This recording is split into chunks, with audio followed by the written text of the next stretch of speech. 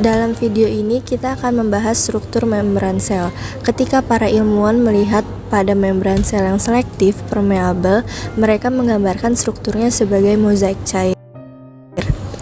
Kalian mungkin tahu bahwa mozaik adalah gambar yang terdiri dari ubin-ubin kecil seperti mozaik membran sel,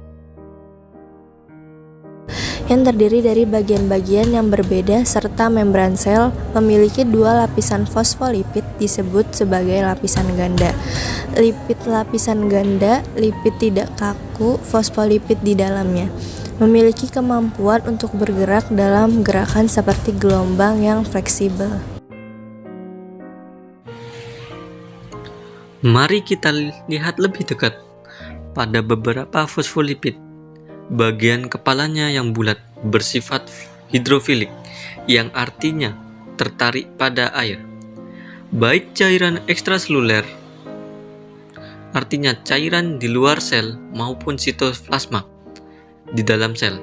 Sebagian besar terdiri dari air, sehingga kepala fosfolipid hidrofilik, lapisan luar akan berorientasi menuju cairan ekstraseluler, dan kepala lapisan dalam akan berorientasi ke sitoplasma. Ekor fosfolipid bersifat hidrofobik, yang artinya daerah yang berair, yaitu menolak air, sehingga berorientasi satu sama lain ke arah yang sejauh mungkin dari kandungan air yang juga tersebar.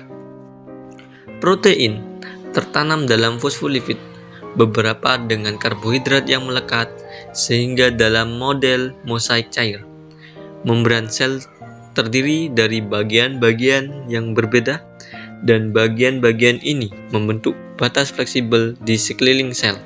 Tetapi bagaimana sebagian besar zat masuk atau keluar dari sel? Beberapa molekul masuk melalui ruang kecil di antara fosfolipid yang membentuk sebagian besar membran sel semi-permeabel. Namun molekul lain terlalu besar untuk masuk melalui membran sel dengan cara ini.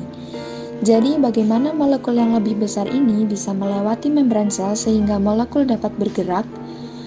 Protein yang tertanam dalam membran sel, baik dari area ekstraseluler ke dalam sel atau dari area intraseluler keluar, zat-zat ini akan bergerak melalui terowongan yang terbuat dari protein-protein ini.